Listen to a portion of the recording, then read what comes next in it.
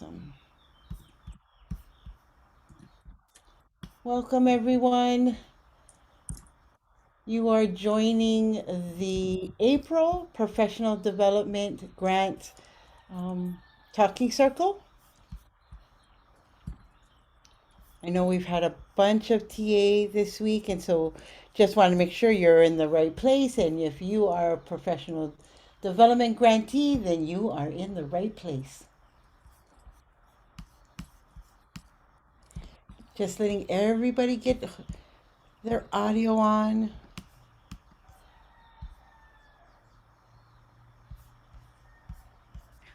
Okay, looks like a majority. We have a couple more people getting their audio on. Okay, let me just check everybody. Alrighty, so let's rock and roll. Again, welcome to the April Professional Development Grants Talking Circle.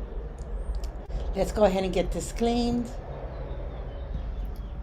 This presentation was produced under U.S. Department of Education contract number GS00F115CA with Synergy Enterprises, Inc. The views expressed herein do not necessarily represent the positions or policies of the U.S. Department of Education. No official endorsement by the U.S. Department of Education of any product, commodity, service, or enterprise mentioned herein is intended or should be inferred. Okay, now that we're disclaimed, let's look over today's agenda. We're going to be looking at some grant administration reminders, APR tips. Tis the season, right? APR season. Also discussing participant debt referral update, and then having a small group discussion around a particular topic. Let's move forward. Again, you are well familiar with your wonderful program officer, Angela Hernandez. Hey, Angela. Hi, everybody. Thank you, Alani. I appreciate it. Yeah. Let's go to the next slide, guys. Okay. So today I'm going to talk about a couple of things, as Alani mentioned, just some reminders on grant admin stuff. And to preface this, I think in our message to you all earlier today, we shared that this is our last talking circle for a couple of months, a few months. Primarily because next month, of course, is the project directors meeting where we'll see you again. And then we'll be having a bit of a lull in June and July because that's when we're kind of hot and heavy on our end, getting work done for non-competitive continuation awards and the like. So it doesn't mean, of course, that there is no communication. I encourage you when you have questions to contact the appropriate person. And I would ask you today, if you're not sure who to be contacting for something, feel free to raise that question as we're talking today, and we'll make sure that you know who you need to connect with depending on the issue or topic. So really important reminder that when you are communicating with any of us, it is extremely helpful for you to include your grant PR award number. That helps us help you much more quickly and being responsive. And because many of you, frankly, have multiple grants, it's also very helpful to know which grant you're referring to when you have a question or you're looking for some feedback, some guidance. I do want to make sure that you know to double check, especially for the FY21 grants, that the project director on record in G5 and the authorizing representative information is up to date.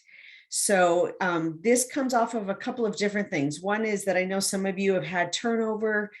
I believe that we've processed stuff on our end, but I just want to make sure you've made sure that we've done what we need to do. But the other is there have been a couple of folks, and I appreciate their coming to me and letting me know this, that when they've gotten on to G5, there's slight variation in names. And so, if you have a name that could be shortened or could be lengthened, Deborah versus Debbie, if you have multiple ways of referring to yourself and maybe have variation in your email or contact information, you want to make sure that what you go into G5 as is what isn't on the GAN and what you expect to or how you expect to be communicated to. So just make sure that those things are up to date, so that you don't have any problems submitting your APR into G5. Next slide, please. So the other thing I wanted to offer some clarity around is an issue that is growing exponentially given the age of our program. So, we've been around for a while, and more, especially with more and more of you taking on administrator training programs, we're seeing a steady increase over time of past participants who come back, right? And I might either be completing a program under a different grant, or maybe starting a new degree or administrator training if they were teacher training previously. And so I wanted to make sure that we shared with you back and forth over time. Karen and I have kind of handled this, I think, a little informally. And now that we are seeing, as I mentioned, this steady increase, Karen has been very helpful and gracious in helping to put together a clear process. And so I wanted to go over that process with you guys today and make sure that everybody's on the same page moving forward. So some of you may be getting ready to do this. Some of you may have already done it, and maybe it did or didn't work out so smoothly. But walking through this, whenever you have a participant, and of course, this is if you're knowledgeable about it, if the participant has previously been funded by a professional development program grant, the first thing I'm going to ask you to do is to contact me just via email to request approval. And that means just including the person's name, no social security, no other, identifying information, just their name, and just to let me know they were part of a program. If you happen to know the name of the school, that's great, where they were part of the program or who the previous grantee was, but at minimum, their name for starters. And of course, I'll follow up with you if I have any additional questions about the participant. And then I will email you, the grantee, and specifically the project director on record, and I'll copy our help desk, our PDP DCS help desk, to let them know, please, just know that I've approved this, or no, we can't let this move forward for whatever reasons those might be. And you would know what those reasons are if that was the case. But in, I would say 9.5 times out of 10, right, Karen, we've moved these forward. So I would ask you not to be too concerned that that's not going to happen. Add the participant to your grant. So that's doing all of the steps that Karen has trained everybody through once it's been approved by me. And then after you enter the social security number, you'll see that in the DCS, what you refer to as sections A, B, and C is what should be populated. So at this time, I'm going to turn it over to Karen. And just to give you a quick visual, for those of you like me who like that visual reference, I'm going to have her just kind of walk through what that looks like. Karen? Thanks, Angela. I am going to share my screen. I didn't demo this one particular thing when we were demoing things earlier this spring. And so I just want to show everyone, because as you enroll participants this spring, summer, and fall, you may encounter this. So let me go ahead and share. So you all should be seeing the PDP website. Okay, so let me log in as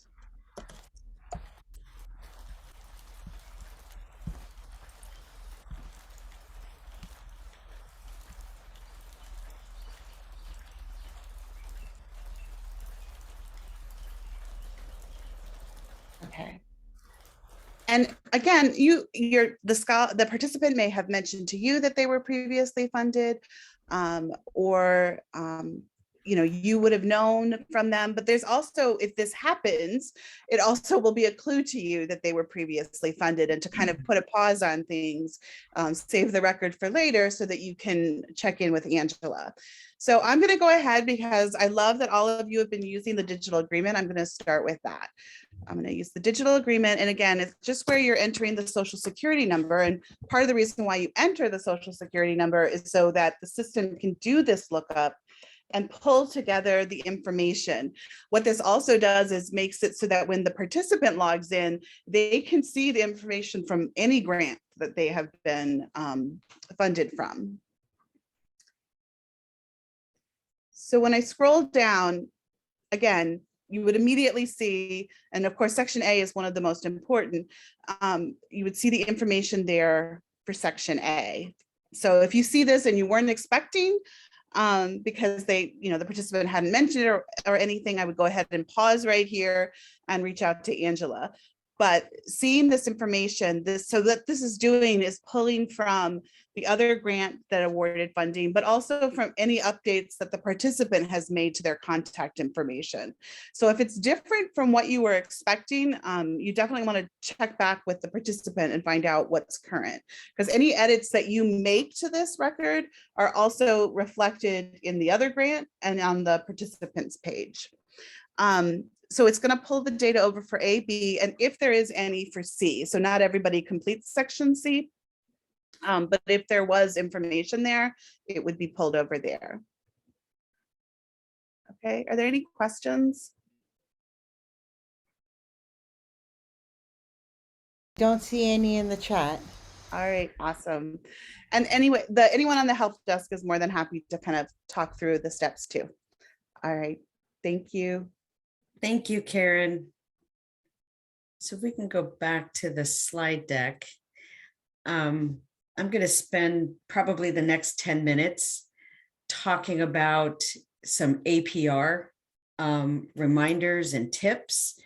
And then we're going to move into a conversation amongst all of us here, some small group discussion. But I want to start or just continue just our grants administration guidance with some tips and reminders. And this is really based on, I know some of what some of you just went through, and that's submitting the FY18 APRs for that cohort. So I think one thing that I think becomes exasperating, probably for you guys more than me, but certainly for me as well, is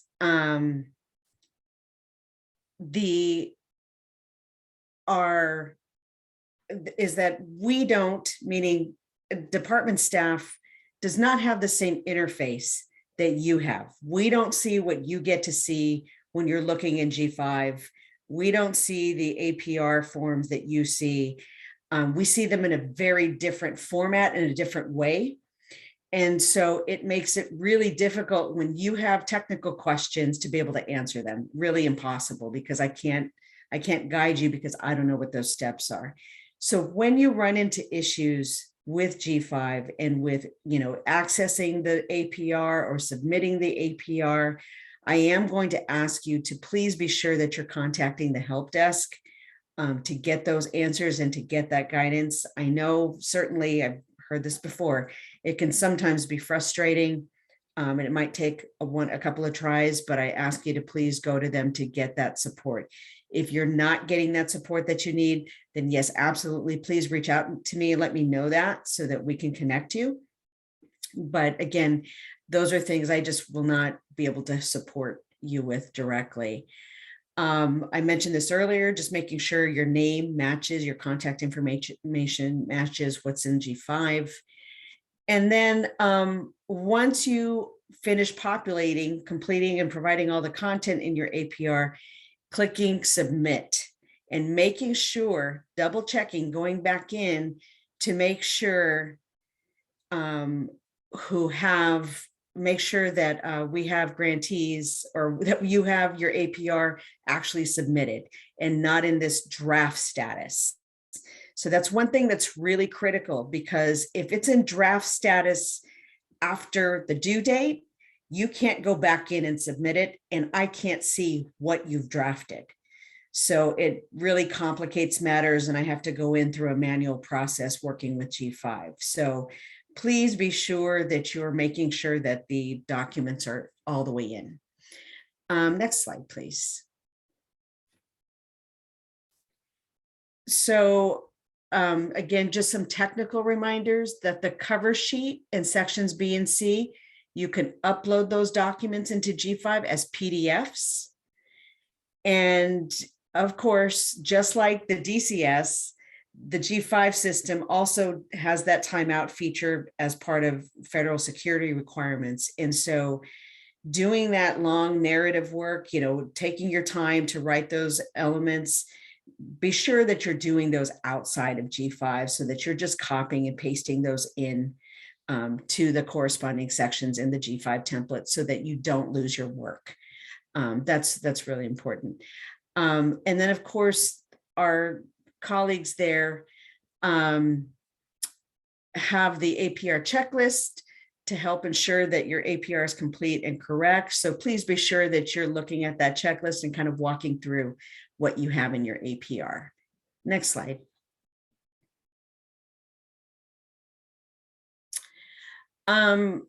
So I'll say a couple of things about this. I have been running into quite a few FY 2018 APRs that I'm currently reviewing that have submitted budgets that do not include the carryover. The numbers are not reflecting the carryover that you have in real time, and that's a problem. So I'm having to go back to a number of people so far to ask you to resubmit the budget. So this is not so much an issue for FY21 grantees, but it is really, really important that when you give me a total budget, it matches what you've received.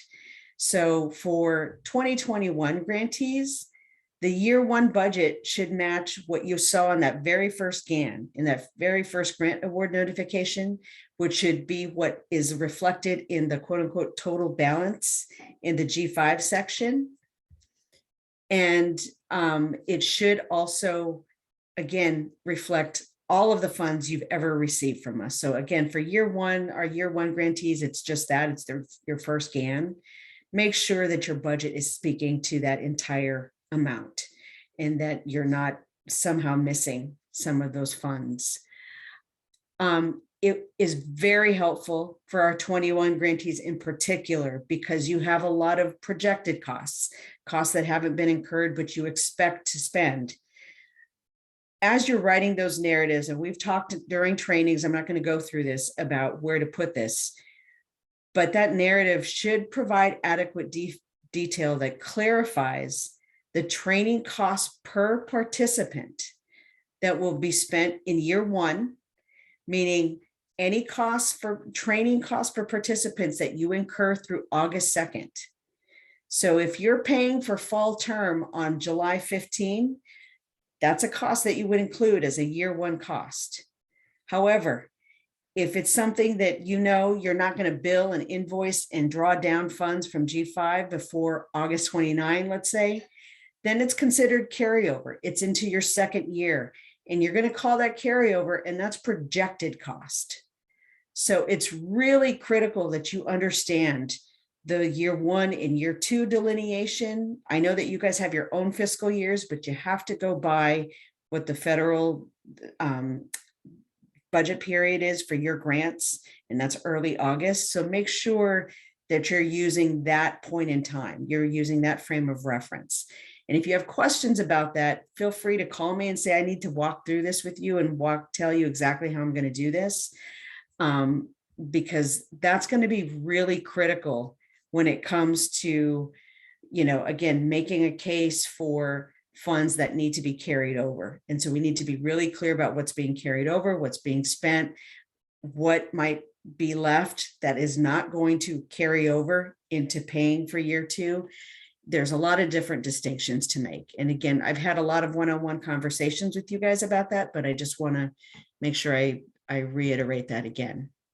Thank you, Alani. I think you spoke to some of the questions that were being asked here about where people can find this. Yes, I want to make sure I caught other questions here. I addressed where the PowerPoint, I think there was, Carmelita had a question on the cover sheet. I don't know where to enter the UEI number. Okay. I don't recall that that's requested on the cover sheet. Let me go. Are you saying that where the space for the DUNS number doesn't allow for you to enter the UEI number? Yes. Is that what you're So, finding? yeah, and I just didn't, I'm sorry, I'm just going to jump in here real quick because, Yeah. you know, we kind of talked about this before, and the number of characters in the UEI number is much different than the NCES number. The NCES is the identifier for our institution.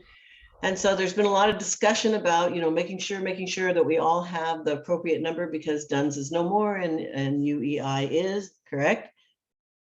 Yeah, okay, so is there a place that we need to put that in on our APR, or is that just something that is out there? I don't know.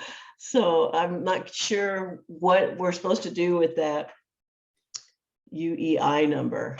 So my first question is, there is a place right now on our cover sheet for a DUNS number, right? Yes. And just to confirm, I want to make sure I'm understanding you correctly. That space does not allow for you to now enter a UEI number. Is that correct? Well, I think I'm trying to enter it into the field that says NCES. No, you wouldn't. No, okay. That's a completely different number. You would put it where the DUNS number was. But Beautiful. my question is whether it fits in that DUNS number space that you provided. I'll go there and I'll be back. How's that? I'll let you know. I'll be back. Thank you. And if it doesn't, Carmelita, just let us know and I will get you an answer that we share out. Alani and Miranda, I'll just make sure we share that out with the entire cohort because it's probably something relevant to all our grantees. Given, you know, the unfriendly timing of when these packages were created, right? Versus when the UEI was required. And I don't know if anybody else has run into that issue, but if you have, feel free to speak up on that. Okay, I don't think I see any more questions that haven't been answered. Yep, I think that's it. Karen took care of the other two. Thank you, Karen. Yeah, thanks, Karen. Okay, let's go to the next slide, please. So again, this is a reminder, and this is really for our FY18s. If I reach out to you and I tell you I need you to provide a corrected budget, what I'm running into is, and I hope this is kind of large enough for everybody to see, but that second column that says approved budget, this is actually where the source of many of the issues lay. So the approved budget for FY18 grantees is the cumulative budget, meaning all of the carryover from years 1 through 3, plus what you were awarded, i.e. what was on the GAN for your latest no-cost, non-competitive continuation award or year 4. What I'm often seeing is people entering just what you received for year 4. And that's not accurate because your approved budget is all of the unspent funds that were not cut from your grant for years 1 through 3, plus year 4. So just know that I may reach back to you and ask you to redo that budget, but a lot of times the rest of the budget ends up being incorrect because the very initial approved budget amount is inaccurate. And that's what we're finding. So it's really critical in speaking with your budget offices that you have a shared understanding of how much carryover you had coming into year 4, because it is that carryover amount plus your year 4 award that makes up your current total approved budget. Okay. And again, if you have concerns or questions about that or want to touch base with me, please feel free to reach out to me individually and we can talk through that. But that's an issue that I'm coming back to a lot of people with right now. And this was covered during our APR training. And I do appreciate many of you who I know have been going back to the training webinar for that support. So thank you for doing that. Next slide, please. So one of the discussion I'd really like for all of you to have today and all of us as a large group coming back is to spend a little bit of time talking about what you're communicating and how you're communicating service payback obligation to participants. Now, for FY21 grantees, this is that ramp up, right? This is the recruitment conversation. And how are you talking to them about that? What are you talking about? And for FY18, it's really on the back end, sort of, during placement and retention, how are you reminding people? And once they exit, what are you communicating to them about service payback? There are a couple of reasons that I'd like to have this conversation today. Really 3 reasons. One is I want you guys to learn from each other. What are some of the, strategies and tactics and approaches that you take to share and make sure that there's, again, shared understanding between you and the participant. 2, we are thinking about this with respect to technical assistance tools and what can we be providing to you that helps to clarify. And 3rd, we are in the process of updating the frequently asked questions that are on our PDP DCS website. As you know, many of those questions have some degree of obsolescence because they're referring to the older regs. We're currently working on updating those regulations or not updating the regs. We've updated the regs. We want to update the FAQs to reflect those newer regs. And of course, we're speaking to multiple audiences because if we're talking to participants from prior to FY18, we're still using those old regulations. So there's a lot of complexity around answering those questions, but we're really trying to figure out what do we still need to answer that's not on those FAQs? What could be more, clear that we are not making clear for you or for the participant and or for the employer? So just some things to think about. And I want to kind of hone in on these 2 questions. So the first question is, what are some of the steps that you take, right, to make sure your participants understand the service payback obligation, both during recruitment, once they're placed, and once they're exited, whether with or without completion, just as they exit, what are you doing? And then number 2, what are particular parts of this obligation that you find difficult to communicate? Or that you find participants difficult, you hear back from them, this is hard for me to communicate to an employer. All of those questions would be really helpful to hear your feedback around. So Alani and Miranda, I'm going to turn it to either one of you to share with us how this is going to happen. Okay, it's going to happen. We're going to have random breakout groups. So you guys will be in smaller groups to discuss these questions. I have put them in the chat. So if you need to refer to them while you're in those breakout groups, you can go ahead. We are going to have, I think it was, 10 minutes for the discussion. And then you are going to be coming back to the whole group if time allots, and be able to share maybe something that you learned, or a technique, a strategy, or new information. And you can share that when we come back to the whole group. Okay, again, the questions are in the chat. You'll be able to refer to them in your small groups. You want to go ahead and create those groups, Miranda? Here we go. You should be getting a pop-up to join your group in just a Thank you. second. Thank you. The rooms are open. Awesome. And Alani and Miranda, maybe we give them like 13 minutes. Okay. Just not quite 15, but close. Okay, sounds good. And yeah, I Thank can you. broadcast a message to everyone if we want to give them a 5-minute warning or.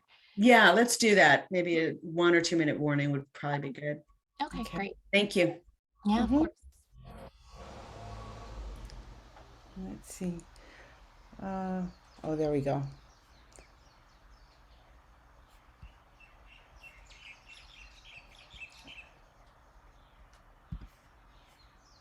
I guess we both didn't get. Oh, there's an iPhone person. Yeah, I'm trying to see where they are. Oh yeah, Oh, there. they're in room 3. They just hadn't hit join yet. Okay. So Yeah. I didn't. Nothing popped up for me. So, but that's cool. Yeah, I didn't either. I'm looking. I don't know what if you can see anything on your screen. I can see all the rooms and who's in them. And yeah, I don't see either of us for some reason. I don't Okay. know if it's because we're the hosts or Yeah, I, what's going on? I have join buttons for all the rooms, so I think I could join any room if I want to. I'm trying to figure out, I don't know if you want to go to a room. I can try to figure out how to put you in one. Yeah, let's just let it go. Okay. I don't Okay. want to Yeah, jam it I don't, up. that worked. That was my first time doing that and it worked. So yeah, I don't want to risk Yeah. messing it up. Let's just let it go. It's all good. And we should probably pay attention to time, right? Did that they go in at like 3:30? Yes. Okay. So maybe at Actually, what? 3:40, I'll give that say like a 3-minute warning. Yes. Angela said like 13 minutes. Yeah. Okay. There we go.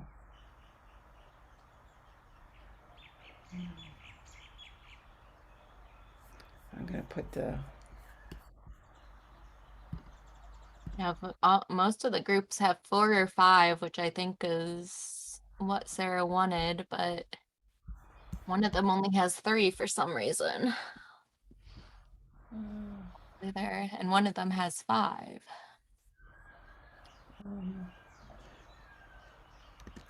I'm gonna just put the questions again.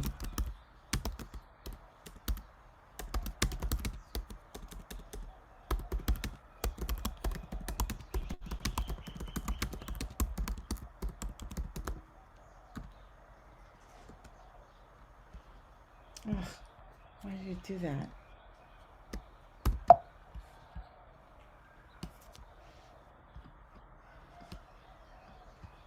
Oh, Angela, you're on mute. I said I just stepped away from my breakout room because I feel like I make people nervous. Yeah, Yeah. I wasn't sure if you wanted to be in one, but I figured, yeah, you could leave if you wanted to. Thanks. I'm gonna step away just for a second. Okay, doke. Okay.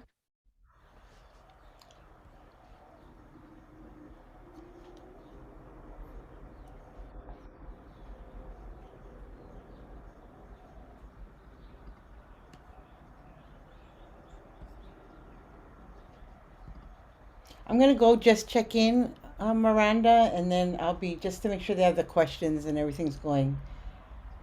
Okay, great. Sounds good. I will be here. Joining room will stop your screen sharing. No, I don't want to do that. Never mind.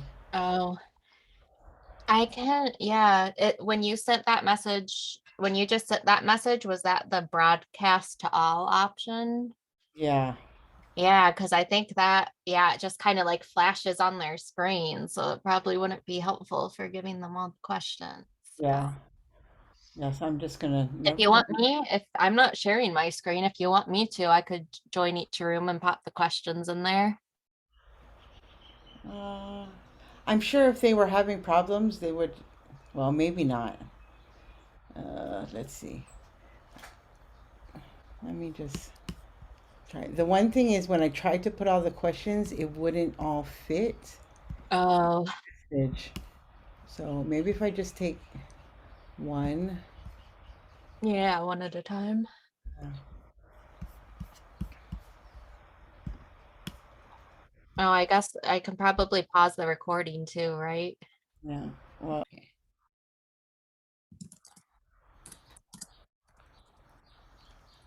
And it gave a 60-second warning, so they'll be coming back or forced to come back within the next 50 seconds. okay. Thanks, Miranda. Yeah, of course.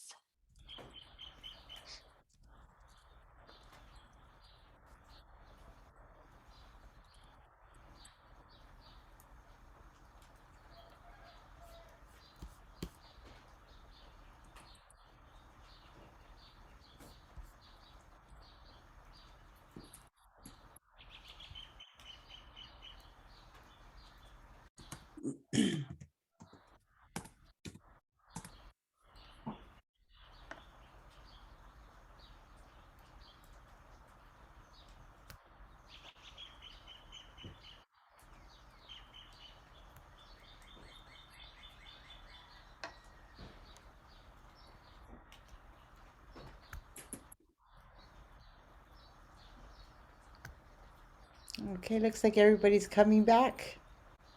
Awesome. We'll make sure. Yep, looks like everyone is back. Great. Okay, I know that was brief, but I hope everybody had a good discussion, at least to start.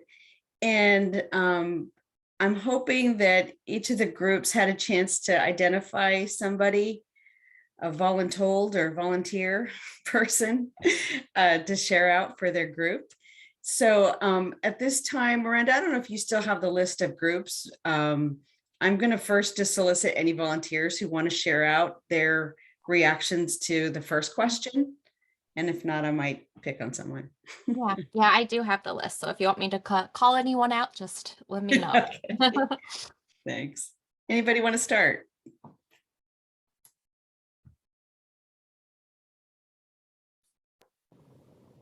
Our group didn't appoint anybody, but I can speak to this. Thank you, DeLacy. It's okay. But we all agreed that explaining the payback agreement is centrally important and unethical not to make sure that people go into the experience really aware of what the fine print is. And so we all agreed that it is a routine and best practice to explain the obligations before a cent is spent on a participant. And so that all of us do front loading of a very detailed conversation regarding that. And that is the groundwork for follow-up conversations, but it's just, I mean, I think we use the expression, it's important to amplify the fine print. And so I shared with my group a document that I use to amplify the fine print. And then, Great. although it seems on a surface level, somebody could be like, "Oh my gosh, that's so overwhelming, and that's so picayune," and we have found that our participants really appreciate it because it makes sure that they don't feel like the wool is being pulled over their eyes or that there's a shell game going on. That it's really transparent, and we say if it's not for you, it's not for you. Like let's we really don't want anybody saddled with debt. Thanks, DeLacy. That's a really good point. And certainly no mandate here, but if you would like to share that with others that weren't in your group and are willing to, if you want to post it in the chat for others to take a look at, that would be great. So, again, I encourage you guys to be sharing with one another these materials. And I think we'll get to other opportunities to do that amongst yourselves as well. Thank you, DeLacy. The next group, Miranda, you want to? Yeah, so in room 1, we had Catherine, Nancy, Shannon, and I'm so sorry if I'm mispronouncing your name, Lirio. Lydio. Pretty name. Thank you. It's Lidio. And we didn't designate anybody, so I'll go ahead and start. But Nancy and Shannon, if you want to share out, please feel free to add anything. I was in year 1, so I was first listening to hear from the experiences of those who had gone through, who have been doing this for a bit. One of the things that they did address was when the participants are placed with their employer, that has been a point that has been a challenge sometimes for the employer to sign off. And I think Nancy had mentioned that maybe it's like an email that can be missed, or if it hasn't been communicated with the employer clearly by the participant, then they maybe are not knowing to look for it, and that's another process, that another piece that they need to do. In terms of recruitment, we all pretty much agreed that it's important to communicate with each personally, meet with each participant student when they start, so they're clear on the payback agreement. I think depending on the circumstances of where we're recruiting from, that was more challenging than others. For ASU, we're recruiting from tribal communities, educators who are already in those communities. So it's less hard to identify like where they will be later. And when we do our initial information session, we have a slide that talks about the payback agreement. So before they even reach out to our recruiters, they would have heard that information. And then the recruiter conveys that information as well. And then by the time they meet with me, where I put in their information into the PDP system, I give them that information again, but they would have received a welcome letter prior to meeting with me. So they've had multiple opportunities to see the payback agreement and to discuss it. So by the time they're with me, it's not news. And the very first recruitment session, though, we point out that we don't want them to go into debt. So really, it's like a gift as long as they're going to be teaching for the amount of time that they were funded. But if they're not going to, then it will be a loan, and we don't want them to go in debt to be teachers. So we let them know that it might not be a good fit for them if they're not sure if they want to be teachers or will be teaching. Thank you, Lydia. Mhm. Anyone else? I can share from group 3. I think one of the key things from both of my teammates was the repetition, repeating things over and over again during the recruitment, but even during the program. And Stephanie shared that for her program, they have incorporated as part of it the process of working with the participants to draft their resumes and letters of interest, and then require them to be like applying for positions. And then before they are to accept a position, that they were that they send the job description back to them for them to review and make sure that it does meet the criteria, so they don't end up taking a position that is not eligible. That's great, Karen. Thank you. That's a great point, Stephanie, of frankly, you guys as the grantees are required, right, to support their placement. And those tangible steps of resume preparation, real active solicitation. And I think I heard that term required. You guys require it, and there's that balance, right, of mandating versus also helping them see the benefit, right, if and when they get through the program. So I really respect the balance and the time that I hear that you have to take, not just to communicate what's required, but more importantly, to make sure that you're on the same page. Yeah, we kind of worked it into our seminar because we have our Indigenous teaching seminar separate from their larger Masters of Ed cohort of non-Native students. And so in the seminar, it's a quarter, we start in the summer and they graduate the following summer. And so in the beginning, they do their resume when they enter. They already submitted one to the program to get in the first place. So we just redo that. And then we make sure that it's up to par, competitive for positions. And then the college invites qualified school districts to our college fair. So we already give them the list of attendees who have any job at that site will count. And so we connect them at the required college fair. And then they are required to apply the last quarter in the spring every week for something. And they have to list it in an Excel sheet for us to see. That's an assignment. So they either have to send an inquiry email, submit something. They have to tell us, like they're doing something, making progress. And then that way we usually have at least, usually about 90% of our candidates have a position before they graduate at that point. But before signing contract, we want to verify, because we've had school districts with the same name and the students get confused thinking that they're going to the one with a high enough student, population that will qualify. And that's where we've made errors. So that's why we started reviewing. And then also Karen suggested that there could possibly be a video of alumni who have gone through the process here and that we can share that with them in the orientation in the future. Like, here's a video of past people who have completed the program and completed the process in the payback system, and this is how they verified their employment. So I thought that'd be helpful if you guys could provide that in the future. And then also making sure that we send out the FAQ page with our orientation material. I usually just send that out like throughout the year, but I'm gonna put it all in the first packet they get before entering now.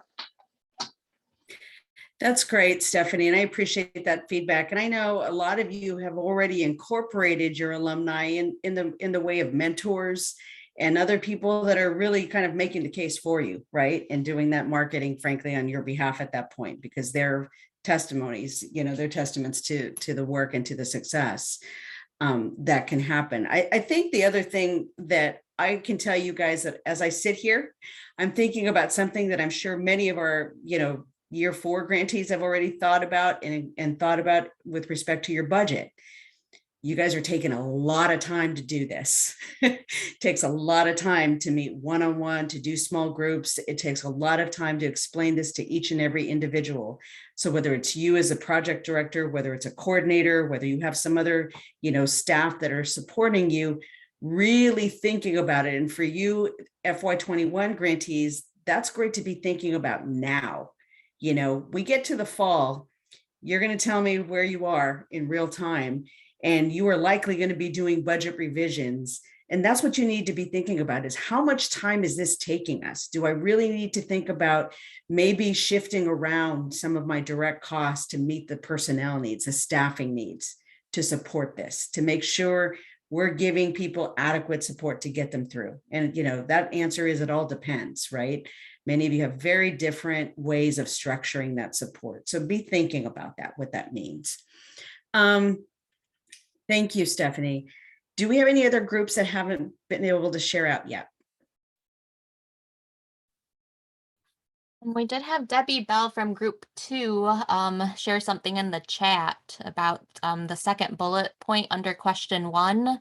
Their group believes that instead of placed, it should be selected or accepted into the program. Is that correct? That's right. Yeah. And then I don't know Once if their they've group been has selected or accepted. Yep. your group has anything else you'd like to share, please feel free to jump in. And then I think the only other group we haven't heard from yet is room 4, which is Allison, Carmelita, Lynn, and Renuka. And so I'm going to ask that group, in responding, if you can jump to our number 2 question, given where you guys are and where you've been, and talk about what is still difficult to communicate sometimes. What's still the hard part?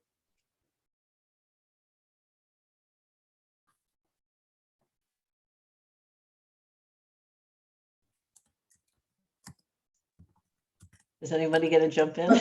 Oh, there are no hard parts. Is that what I'm hearing? Oh, golly. You know I can what? jump in. Oh, sorry, Carmelita, you jump in because I thought well- I'd jump in and I have to leave for another meeting.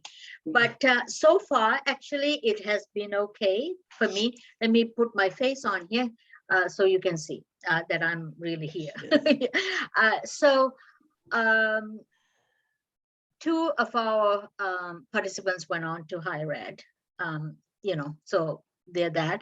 And as somebody else said here, the others found a job even before they finished. I started promoting early on, and now I'm in the process of actually creating teaching hubs for our students, Dakota and Lakota. So that way they're sending us the students. We're actually giving them the students for the training, and our students are already in these schools. So hoping that then there's that crosstalk happening and saying how great it is.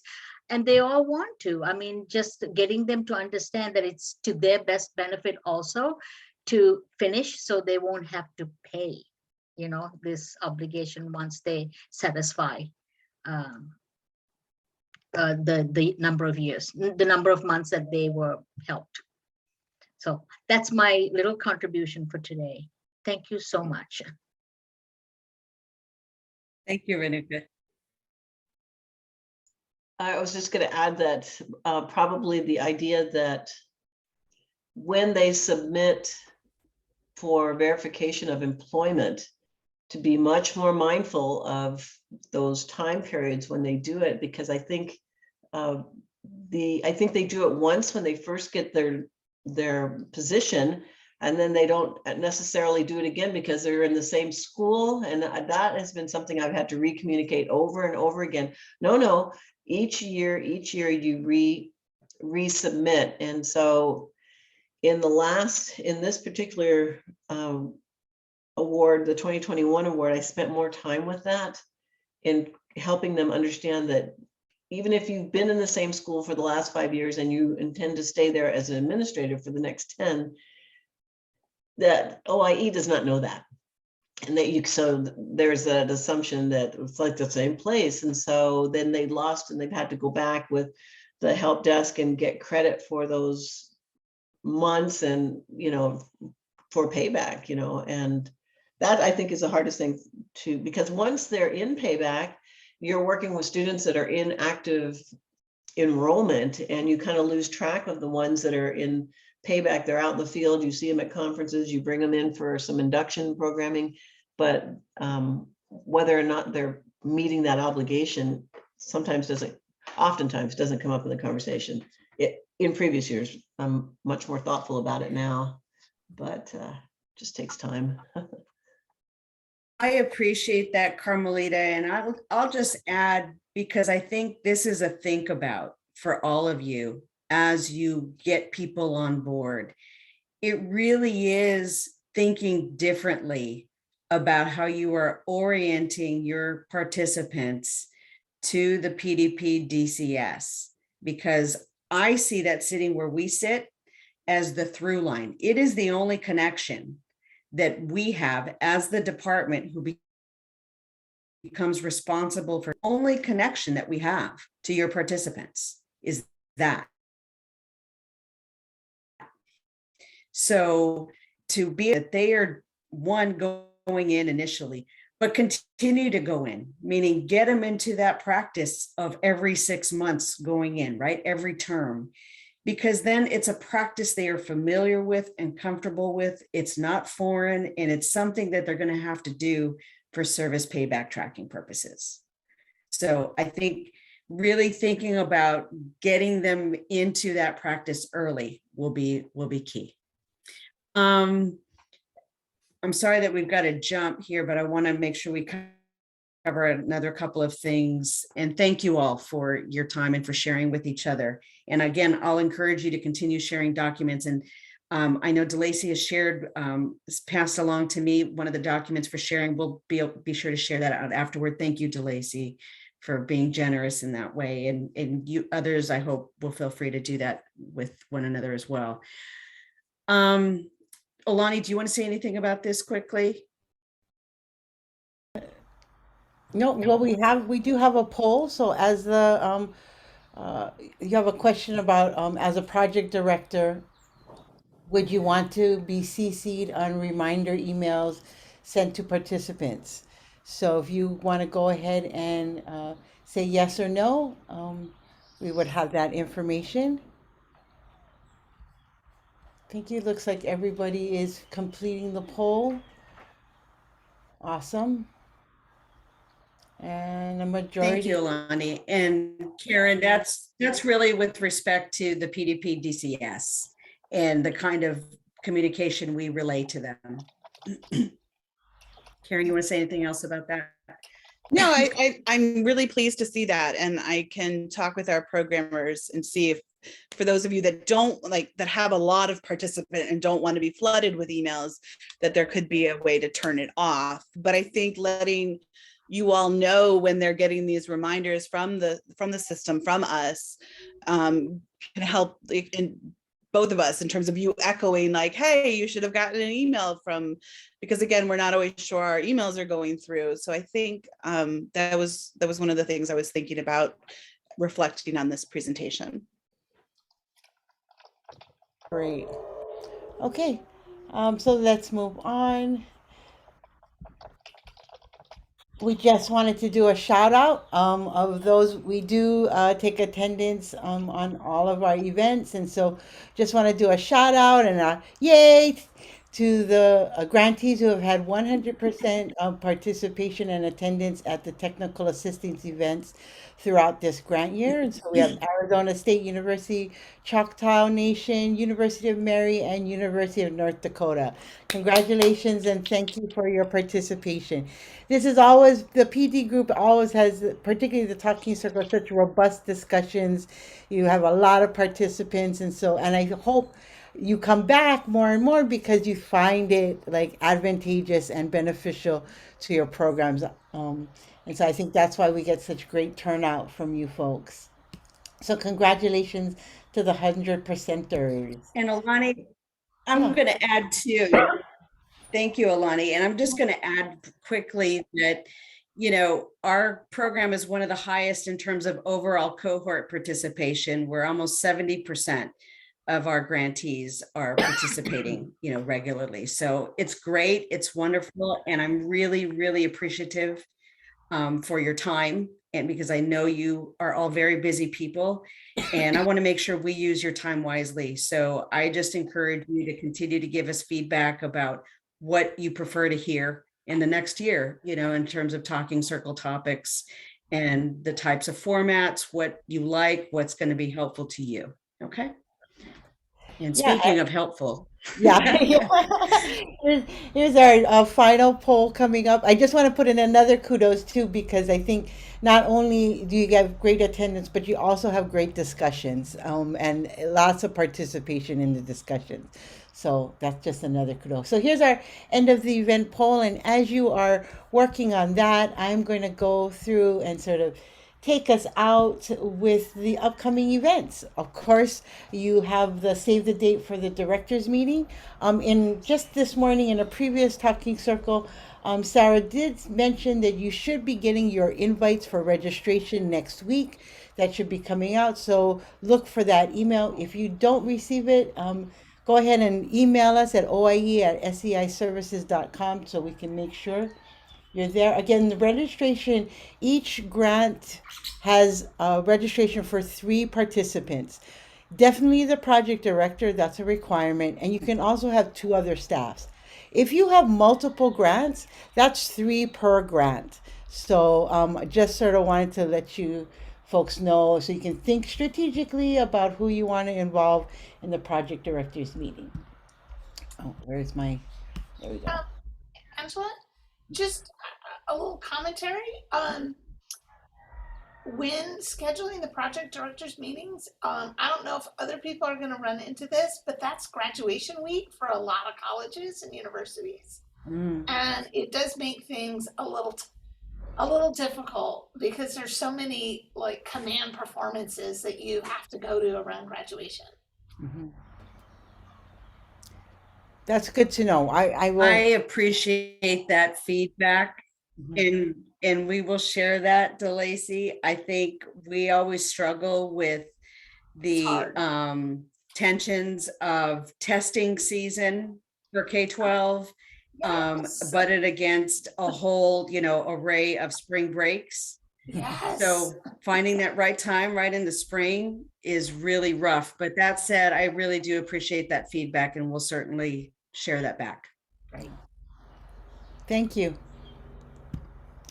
So we are having a pre-conference session on True Colors. I don't know if all of you were able to attend the last time, but it was we got such a great response and so many people on the waiting list that we wanted to redo it. And so there is limited space, but it will be on May 9th from 12 to 4 Eastern time. Again, you can look at maybe your team that you're bringing to the project or to maybe participate. It's a really great way to sort of understand the workings of your team and the personalities of your team. There is a sort of pre-test so that you can come prepared. So you do need to make sure you complete that pre-test. But right there is the link for that, and let me just copy and paste that into the chat while I'm talking, if I can get this. Sorry. That way you can just access it right off the chat. There you go. So now you can go ahead and register for that. Next, okay, so we have the Office of Indian Education Student Artist Competition. The deadline has been extended to April 29th. For those of you who that may be sound like a familiar date, and that's because your APR is due for some of you on the 29th, so it's the same date. It is not just for students that are within your program. So I know you folks have teachers out there, so I hope you're sharing this information out with your teachers that are working in schools. But it's also for maybe partners that they have, and it's not just for American Indian and Alaska Native. It is also open to Native Hawaiian and Pacific Island artists. So it's a pretty broad, and it's again not just for your participants or OIE grantees. It's really open to those artists wherever they are. So we have three areas. One is art, which is open to early child education through grade 12, and all these different forms of art and methods of art. It's a great way also, if you have a cultural based program, to be able to integrate some of the cultural art and some things we don't think of art because they are practical tools, but really, whether it's a drum, because we use that, it's an art piece. So look into your schools that you're working with to see maybe the different cultural arts that are being created in your teachers' classrooms. As well as we also have writing, and that's for students in grades 4 through 12. It's a personal narrative essay and 1 to 2 pages. And then, of course, video. Our kids are very tech savvy. And so if they could do a couple-second TikTok, maybe they can do a 3 minute personal performance piece, showcasing maybe again something, a cultural learning that they've done, a dance, a song, maybe even poetry. That's open to grades 4 through 12. Again, we've extended the submittal timeline to April 29th. Winners will be announced at the 50th anniversary celebration for OIE. So it's a really momentous occasion, taking the 50th anniversary to restart this excuse me, competition that has been in place in OIE for many, many years, and took a little hiatus and is back in full bloom. Okay, let's turn it. So we have the upcoming events coming up. We have no talk. Well, Angela mentioned that you have no talking circles in May and July. We do have monthly office hours, April 28th.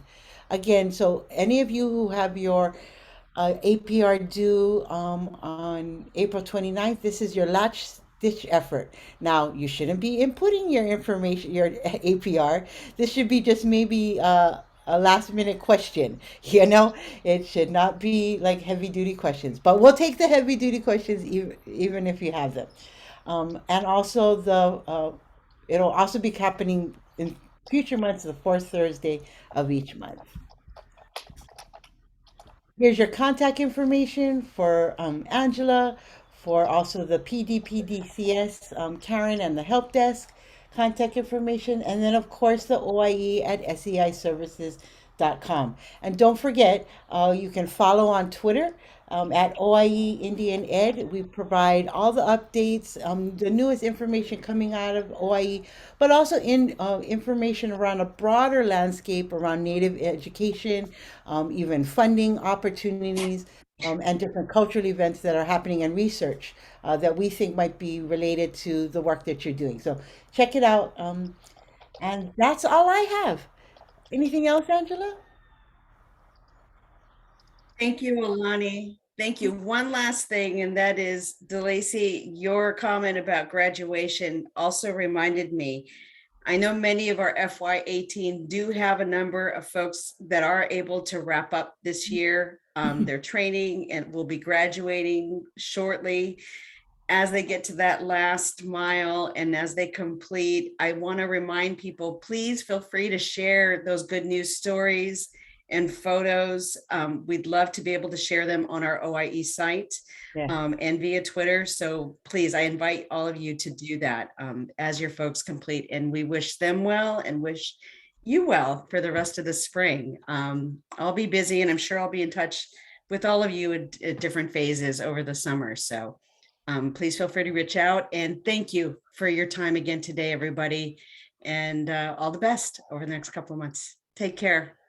Thank you, everyone. Have a wonderful day. Thank you.